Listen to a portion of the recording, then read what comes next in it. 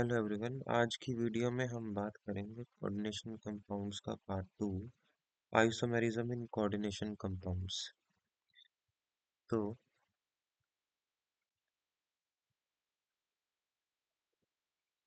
आज का जो हमारा टॉपिक रहेगा वो रहेगा आइसोमेरिज्म इन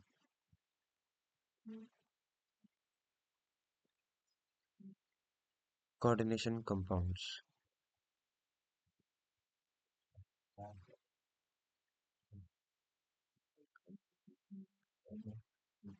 इसके अंदर सबसे पहले तो बात आती है आइसोमेरिज्म की। तो आइसोमर्स वो कंपाउंड्स होते हैं जिनके पास सेम केमिकल फार्मूला होता है, लेकिन इनका जो अरेंजमेंट होता है वो कैसा होता है, डिफरेंस। तो इसमें क्या आते हैं भाई? Isomers are two or more compounds that have same chemical formula, but इनका जो स्ट्रक्चर होगा वो कैसा होगा, different. So they have different arrangement of atoms, different arrangement of atoms. ठीक है। Further, because of the different arrangement of atoms, इनकी जो फिजिकल और केमिकल प्रॉपर्टी होती है वो भी कैसी हो जाती है, डिफरेंट हो जाती है। ठीक है। अब ये जो आइसोमेरिज्म है इसे हम फर्दर डिवाइड कर सकते हैं टू पार्ट्स में। एक तो है स्टीरियो आइसोमेरिज्म,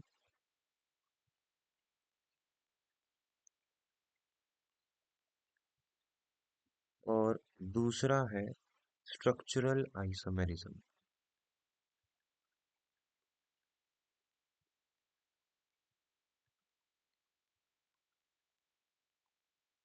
स्टीरियो आइसोमेरिज्म की अगर मैं बात करूं, इसके अंदर हम टू पार्ट्स पढ़ते हैं।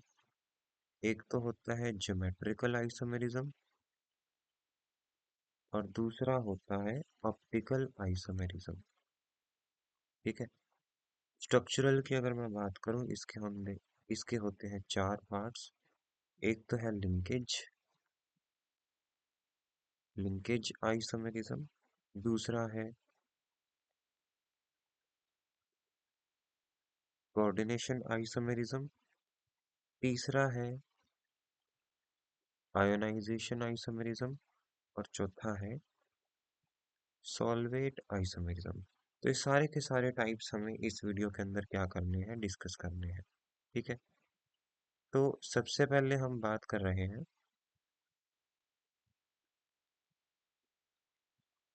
सबसे पहले हम बात कर रहे हैं ज्योमेट्रिकल आइसोमेरिज्म की। तो ज्योमेट्रिकल आइसोमेरिज्म, इससे पहले स्टीरियो आइसोमर्स क्या होते हैं भाई? इनका भी केमिकल फार्मूला सेम होता है, केमिकल बॉन्ड्स भी सेम होते हैं, लेकिन इनका जो स्पेशल अरेंजमेंट होता है, स्पेस के अंदर जो अरेंजमेंट होता है, बस वो डिफरेंट हो जाता है। ठीक है। और जो स्ट्रक्चरल आइसोमर्स होंगे उनके पास डिफरेंट डिफरेंट बॉन्ड्स होंगे। राइट। तो स्टीरियो आइसोमर्स के पास भी क्या होगा भाई? सेम। तो इनके पास क्या होगा? They have same chemical formula. ठीक है। और उनके जो केमिकल बॉन्ड्स होंगे वो भी सेम होंगे, but they have different special arrangement. इनकी जो स्पेशल अरेंजमेंट होगी स्पेस के अंदर, जो अरेंजमेंट होगी वो कैसी होगी, different. So they have different special arrangement. ठीक है। ज्योमेट्रिकल आइसोमेरिज्म की अगर हम बात करें, तो ये हेट्रोलैप्टिक कॉम्प्लेक्सेस के अंदर सीन होती है। तो हेट्रोलैप्टिक कॉम्प्लेक्स कौन से होते हैं भाई? ये हेट्रोलैप्टिक कॉम्प्लेक्सेस के अंदर क्या होते हैं, सीन होते हैं। ठीक है। क्योंकि यहाँ पे डिफरेंट अरेंजमेंट होता है किसका, लाइगेंड्स का। ठीक है। और जनरली इसको शो करते हैं ऐसे कंपाउंड जिनके पास जो कोऑर्डिनेशन नंबर है वो क्या होता है, 4 या फिर 6। ठीक है। जैसे अगर हम बात करें स्क्वायर प्लेनर की, जैसे स्क्वायर प्लेनर किसी स्ट्रक्चर की हम बात करें स्क्वायर प्लेनर में, जैसे जनरल एग्जांपल हम लेते हैं mx2l2। तो x डिफरेंट है, l भी डिफरेंट है। अगर हम इसकी बात करें, और x और l जो है ये दोनों के दोनों कैसे हैं, यूनिडेंटेट, यानी इनके पास एक सिंगल एटम है जो इलेक्ट्रॉन्स को डोनेट कर रहा है। किसको? सेंट्रल मेटल एटम को। ठीक है। तो अगर, जैसे मैंने बात की, एग्जांपल दिया हुआ एनसीईआरटी के अंदर, अगर हमने बात की इस तरीके से, प्लेटिनम है, ठीक है, इस साइड NH3 है, इस साइड NH3 है, इस साइड क्या है, क्लोरीन है, और इस साइड क्या है, क्लोरीन है।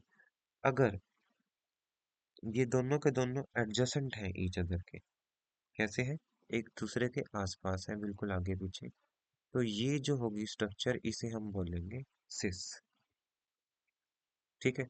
दूसरी बात, अगर ये अपोजिट साइड हुए, यानी कि NH3, और इस साइड क्या हो जाएगा, NH3, ये कैसे हो गए हैं इस बार, अपोजिट साइड पे, तो ये कौन सी स्ट्रक्चर होगी, ये होगी ट्रांस स्ट्रक्चर। ठीक है। फर्दर हम बात करते हैं नेक्स्ट चीज की। अगला जो एग्जाम्पल इन्होंने दिया हुआ है, वो दिया हुआ है ऐसे कंपाउंड का जिसका जो कोऑर्डिनेशन नंबर है वो कितना है, 6। मैं बिल्कुल एनसीईआरटी की लाइंस रिवाइज करवा रहा हूँ, so make sure you have NCERT, और उसी की लाइन में रीड कर रहा हूँ। अदर इन्होंने स्क्वायर प्लेनर कॉम्प्लेक्स दिया हुआ है, जैसे इन्होंने दिया हुआ है CO, NH3 4, Cl2 पॉजिटिव। इन्होंने इसका स्ट्रक्चर दिया हुआ है, जिसके अंदर ये दोनों जो है वो कैसे हैं, यूनिडेंटेट, यानी एक ही एटम इनमें से क्या कर रहा है, इलेक्ट्रॉन को डोनेट कर रहा है। इसकी जो अरेंजमेंट है वो भी आपको सिस या ट्रांस की देखने को मिल सकती है। कैसे? अगर क्लोरीन अपर साइड पे है, ठीक है, इस तरीके से आप अरेंजमेंट इसके अंदर देखने को मिल रहा है। सभी के सभी क्या है, एक दूसरे के एडजेसेंट है। ठीक है।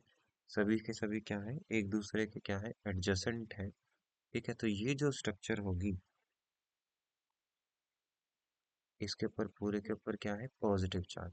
तो ये जो स्ट्रक्चर है, ये कौन सी स्ट्रक्चर है, ये जो स्ट्रक्चर है, ये स्ट्रक्चर है सिस की। ये स्ट्रक्चर किसकी है, सिस की। अगर मैंने बोला कोबाल्ट इस साइड है, NH3 इस साइड है, NH3 इस साइड है, NH3 इस साइड है, NH3 इस साइड है, लेकिन क्लोरीन जो है वो दोनों कैसे हो गए, अब अपोजिट साइड हो गए। क्लोरीन कैसे हो गए, अपोजिट साइड हो गए। ठीक है। तो ये जो स्ट्रक्चर होगी, ये कौन सी स्ट्रक्चर हो जाएगी, ट्रांस। ठीक है।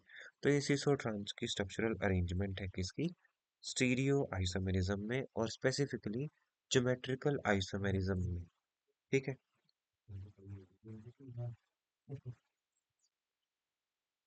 फर्दर हम बात करते हैं आगे। अगर आपके पास डाइडेंटेट लाइगेंड हुआ, डाइडेंटेट मतलब जैसे इथेन 1,2 डाई अमीन, CH2 CH2 NH2 NH2, ये क्या है, इथेन 1,2 डाई अमीन। ठीक है। अगर कोबाल्ट का मान लो कोऑर्डिनेशन नंबर 6 है, इसके आसपास दो इथेन 1,2 डाई अमीन है, कितने हैं, दो। इस तरीके से एनसीईआरटी के अंदर ये शो किए हुए हैं, और क्लोरीन इस साइड है। ठीक है। तो इसने एक चीलेट रिंग बना ली है, चीलेट इफेक्ट है, क्योंकि डाइडेंटेट है, क्योंकि इसके अंदर से दो नाइट्रोजन है जो इलेक्ट्रॉन्स को डोनेट कर रहे हैं इसको। ठीक है। और इस तरीके से इसका जो कोऑर्डिनेशन नंबर है वो कितना हो जाता है, 6। इसका जो कोऑर्डिनेशन नंबर है वो कितना है, 6। क्लोरीन कैसे है, बिल्कुल भाई अपोजिट साइड पे, कैसे है, अपोजिट साइड पे। और ये दोनों भी इथेन 1,2 डाइअमीन भी कैसे हैं, अपोजिट साइड पे। तो ये जो स्ट्रक्चर होती है वो किस टाइप की मानी जाती है? ट्रांस। ये डाइडेंटेट का केस लेके हम चल रहे हैं। अगर कोबाल्ट है, इस साइड ईएन है, ठीक है, इस तरीके से। और क्लोरीन क्या है? दोनों के दोनों एडजेसेंट है। क्लोरीन क्या है? इस साइड एडजेसेंट है। तो ये जो स्ट्रक्चर होगी, ये कौन सी स्ट्रक्चर होगी? ट्रांस की। ठीक है। इसके बाद एनसीईआरटी के अंदर एक और एग्जांपल दिया हुआ है।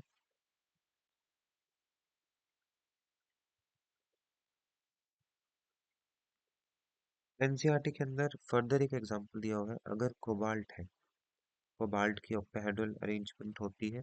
अगर NH3 इस साइड है, इस तरीके से अरेंजमेंट की हुई है, ठीक है। हम स्ट्रक्चर इस टाइम बना रहे हैं किसका? CONH3 thrice NO2 thrice.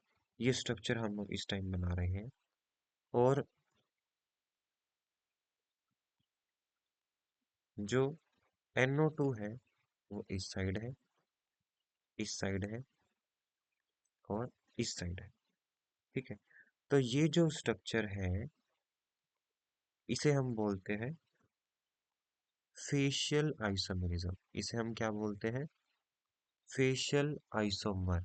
ये क्या है? फेशियल आइसोमेरिज्म ये शो कर रहा है, ठीक है। इस तरीके से क्या होते हैं भाई? एक फेस की तरह, ये एक फेस की तरह क्या करते हैं? अरेंजमेंट कर लेते हैं यहाँ पे, ठीक है।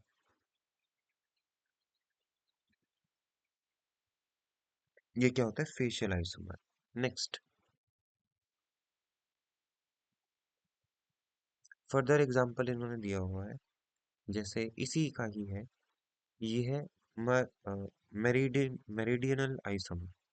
अगर हम आगे बात कर रहे हैं मेरिडियनल आइसोमर की, कोबाल्ट है, इस तरीके से NO2 दिए हुए हैं इस साइड पे, ठीक है। NH3 ऊपर है, इस साइड है और इस साइड। यहाँ पे क्या होता है भाई? ये जितने भी NO2 है, ये सारे के सारे मेरिडियन पे प्रेजेंट होते हैं, एक प्लेन के अंदर, मेरिडियन पे। इस तरीके से प्लेन होगा, ठीक है। इस तरीके से प्लेन होगा, स्क्वायर प्लेन है। तो ये कहाँ पे है? ये इस मेरिडियन पे प्रेजेंट है, इस मेरिडियन पे। इसलिए इन्हें क्या बोलते हैं? Meridional isomer. ये क्या है? मेरिडियनल आइसोमर है। ये है फेशियल, क्योंकि ये फेस साइड पे प्रेजेंट है।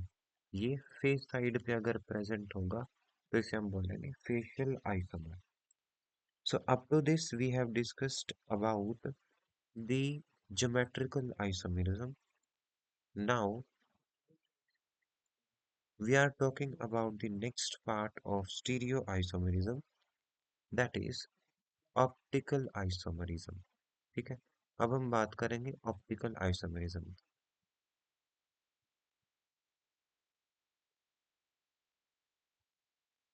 तो अब हम बात करने जा रहे हैं ऑप्टिकल आइसोमेरिज्म की।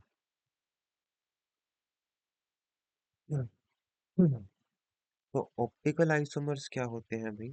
सबसे पहले तो यही बात कर लेते हैं। ऑप्टिकल आइसोमर्स, तो ये मिरर इमेजेस होती हैं। ये क्या होती है? ये मिरर इमेजेस होती हैं जो सुपर इम्पोज्ड नहीं हो सकती, यानी एक दूसरे के ऊपर ये सुपर इम्पोज नहीं हो सकती। और इन्हें हम एनेंशियोमर्स भी कहते हैं। They are also called enantiomers, ठीक है।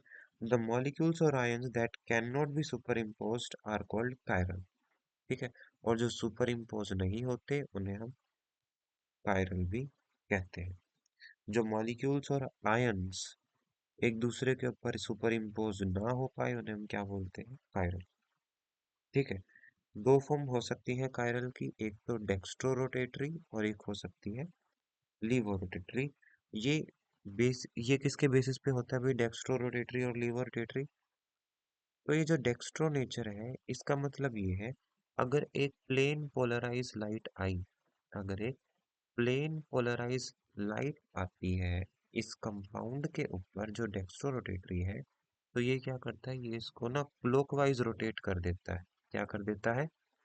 ये इसे क्लॉकवाइज रोटेट करता है। लेकिन लीवोरोटेटरी कंपाउंड के केस में, लीवोरोटेटरी कंपाउंड के केस में जो प्लेन पोलराइज लाइट है वो एंटी क्लॉकवाइज डायरेक्शन में रोटेट होती है। ये एंटी क्लॉकवाइज डायरेक्शन में क्या होती है, रोटेट होती है। ठीक है, तो ये है डेक्स्ट्रोरोटेटरी और लिवरोटेटरी का मतलब। आगे एग्जाम्पल दिया हुआ है एनसीईआरटी के अंदर, जैसे कोबाल्ट है, कोबाल्ट को सराउंड किया हुआ है इथेन 1,2 डाई अमीन ने, और वो भी कितने हैं, 3 मॉलिक्यूल्स।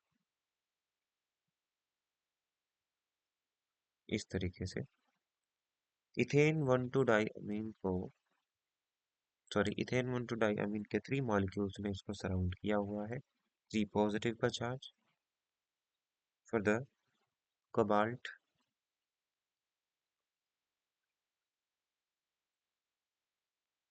इस तरीके से, ठीक है, इसके ऊपर भी 3 पॉजिटिव। ये तो है डेक्स्ट्रो नेचर का, और ये किसका है भाई, ये है लीवो रोटेटरी नेचर का। ठीक है, और दोनों को आप एक दूसरे के ऊपर सुपर इम्पोज नहीं करते। अगर आप इसको उठाओगे और इसके ऊपर रख दोगे तो ये दोनों कैसे होंगे, ये डिफरेंट होंगे, सुपर इम्पोज नहीं हो पाएंगे। ठीक है, जैसे सर्कल है, सर्कल को सर्कल के ऊपर रखोगे तो सुपर इम्पोज हो जाएगा, आप डिफरेंशिएट ही नहीं कर पाओगे। लेकिन अगर आपने इसको इसके ऊपर रख दिया तो आप इसे इजीली डिफरेंशिएट कर पाओगे। ठीक है, तो इसका मतलब होता है सुपर इम्पोज नहीं हो पा रहे हैं। ठीक है, फर्दर इन्होंने एग्जाम्पल दिया हुआ है PtCl2 En ट्वाइस 2 पॉजिटिव। ये एग्जाम्पल है किसका, ऑप्टिकल आइसोमेरिज्म का। इसमें प्लेटिनम, इस तरीके से क्लोरीन, क्लोरीन, यहाँ पे En, En। ये जो नेचर है ये कौन सा है, डेक्स्ट्रोरोटेटरी का। दूसरी बात, प्लेटिनम, क्लोरीन, क्लोरीन,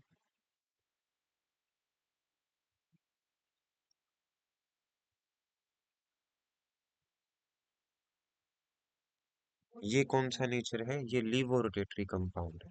और ये दोनों के दोनों एक दूसरे के ऊपर सुपर इम्पोज नहीं हो सकते। ठीक है, और ये जो कंपाउंड है,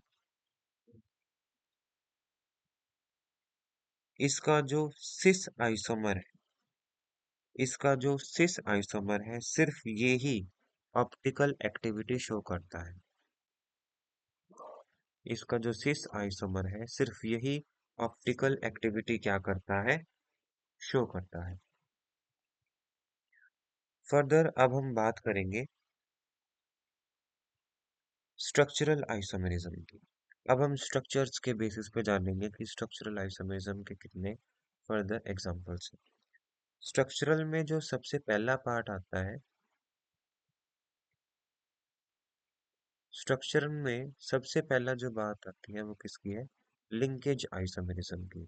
तब हम इसी के बारे में जानेंगे कि लिंकेज आइसोमेरिज्म क्या है। हम बात करने जा रहे हैं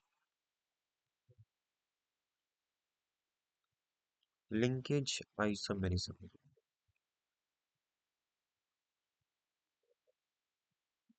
तो लिंकेज आइसोमेरिज्म जो है वो आपको एम्बीडेंटेट लाइगेंड्स के अंदर देखने को मिलेगा।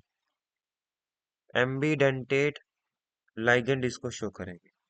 A simple example is provided by complexes containing thiocyanate ligand। Thiocyanate ligand जैसे NCS। ठीक है, इसके अंदर अगर हम एक मेटल की बात करें तो जो ये मेटल है वो नाइट्रोजन के साथ भी बाइंड कर सकता है। ये जो मेटल है ये सल्फर के साथ भी क्या कर सकता है, बाइंड कर सकता है। ठीक है, इसके बेसिस पे क्या है भाई, लिंकेज आइसोमेरिज्म। इसके जो एग्जाम्पल है वो है जैसे कोबाल्ट, NH3 5, NO2Cl। ठीक है, ये इसका क्या है, एग्जाम्पल है।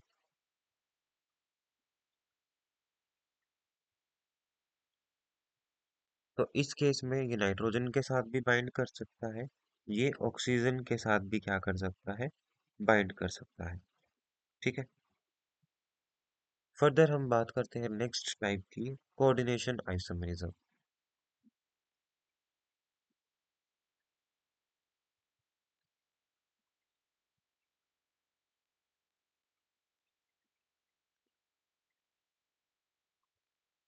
ठीक है, कोऑर्डिनेशन आइसोमेरिज्म की हम बात करें तो इसमें क्या होता है, इंटरचेंज होता है लाइगेंड्स का। इसमें क्या होता है, interchange of ligands between cationic and anionic entities। ये किसके बीच बीच में होता है, between cationic and anionic entities, इनके बीच में क्या होता है, ये एक्सचेंज होता है। जैसे एग्जाम्पल है CONH3, CONH3 6, इस साइड क्या है, CrCN6। ठीक है, in which NH3 ligands are bound to cobalt 3 positive। इसके अंदर ये कोबाल्ट के साथ अटैच है, और जो साइनाइड आयन है वो क्रोमियम के साथ क्या है, अटैच है। ठीक है, आप इनको रिप्लेस भी कर सकते हो, आप इन लाइगेंड्स को क्या कर सकते हो, इंटरचेंज भी कर सकते हो। इन्हें आप इस तरीके से भी लिख सकते हो, कोबाल्ट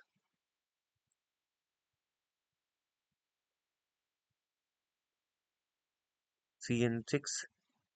ठीक है, और यहाँ पे आप कोबाल्ट, सॉरी, क्रोमियम NH3 6, आप इस तरीके से भी इसको आप लिख सकते हो। ठीक है, ये होता है कोऑर्डिनेशन आइसोमेरिज्म। ठीक है, ये था कोऑर्डिनेशन आइसोमेरिज्म। इसके बाद नेक्स्ट है आयोनाइजेशन आइसोमेरिज्म।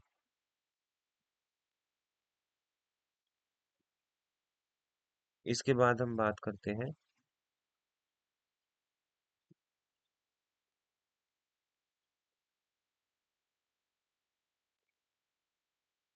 आयोनाइजेशन आइसोमेरिज्म की। इसमें क्या होता है, this form of isomerism arises when the counter ion in a complex salt is itself a potential ligand and can displace a ligand which can become the counter ion। कह रहा है इस case में जो काउंटर आयन है उसके पास capability है कि अंदर जो सेकेंडरी वैलेंसी वाले, यानी जो उसके स्पेशल अरेंजमेंट में पार्टिसिपेट कर रहे हैं, उसको वो रिप्लेस कर सकता है। जैसे यहाँ पे जो ये ब्रोमीन है, ब्रोमीन इस NH3 को यहाँ पे क्या कर सकता है, रिप्लेस कर सकता है। तो यहाँ पे क्या हो जाएगा, CO, सॉरी NH3 को नहीं, ये SO4 को रिप्लेस कर सकता है। ठीक है, ये SO4 को रिप्लेस कर सकता है। जैसे यहाँ पे आ जाएगा NH3 5, और यहाँ पे क्या आ जाएगा, Br, और SO4 चला जाएगा बाहर। ये क्या है, आयनाइजेशन आइसोमेरिज्म। इसमें क्या हुआ, जो ये बाहर वाला जो काउंटर आयन था वो भी एक लाइगेंड बनने की कैपेबिलिटी रखता है, तो इसने इसको क्या किया, सल्फेट को यहाँ से क्या कर दिया, रिप्लेस कर दिया।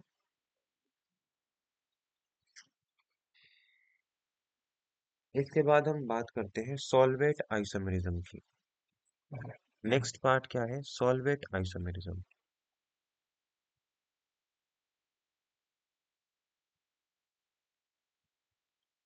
इसमें क्या होता है भाई, इसे हम हाइड्रेट आइसोमेरिज्म भी कहते हैं। ठीक है, जिसके अंदर वाटर जो है वो एक सॉल्वेंट की तरह बिहेव करता है। वाटर इज इन्वॉल्व इन्वॉल्व होता है वो एज अ सॉल्वेंट। तो वाटर इसमें सॉल्वेंट की तरह होता है। और ये भी एक तरीके से क्या है, आयनाइजेशन ही है। ये क्या है, आयनाइजेशन की तरह ही दिखता है ये भी। Solvate isomer differ by whether or not a solvent molecule is directly bonded to metal and or merely present as free solvent molecule in the crystallity। जैसे एग्जांपल दिया हुआ है क्रोमियम H2O6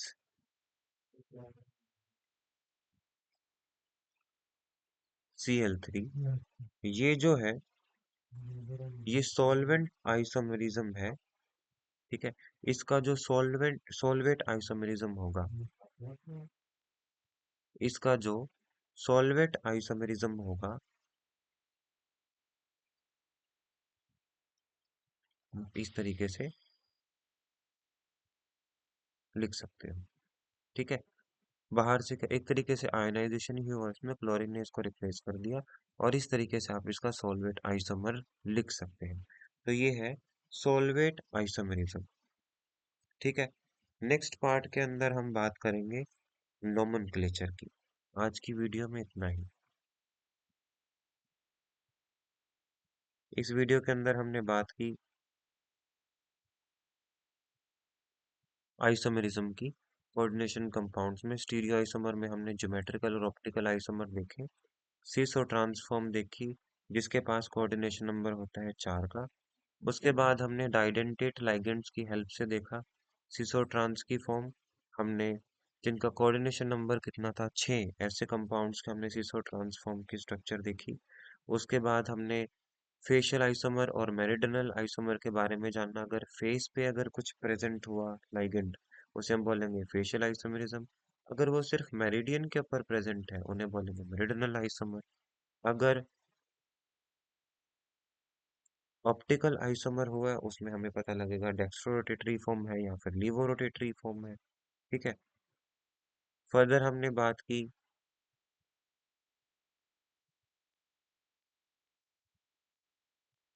फर्दर हमने डेक्स्ट्रो रोटेटरी लीवो रोटेटरी देखा, nature किसका, जिसके कुछ coordination number 6 था। फिर उसके बाद हमने बात की PtCl2 En2 की, इसका हमने dextrorotatory laevorotatory nature देखा और ये जाना कि सिर्फ सिस आइसोमर जो है इसका कनेक्टिविटी शो करता है। इसके बाद हमने बात की स्ट्रक्चरल आइसोमरिज्म की, जिसके अंदर हमने बात की लिंकेज आइसोमरिज्म की। ठीक है, तो लिंकेज आइसोमेरिज्म में हमने देखा कि एम्बिडेंटेड लाइगेंड इसको शो करते हैं। एम्बिडेंटेड मतलब जिसके पास दो एटम हो जो इलेक्ट्रॉन डोनेट करने की कैपेबिलिटी रखते हैं। जैसे मेटल ने नाइट्रोजन के साथ भी बॉन्ड कर सकता है, वो सल्फर के साथ भी कर सकता है।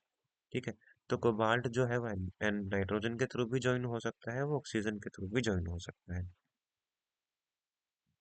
कोऑर्डिनेशन आइसोमेरिज्म हमने देखा कि लाइगेंड्स जो है वो एक दूसरे को रिप्लेस कर पा रहे हैं। ठीक है, उसके बाद हमने जाना आयोनाइजेशन आइसोमेरिज्म के बारे में।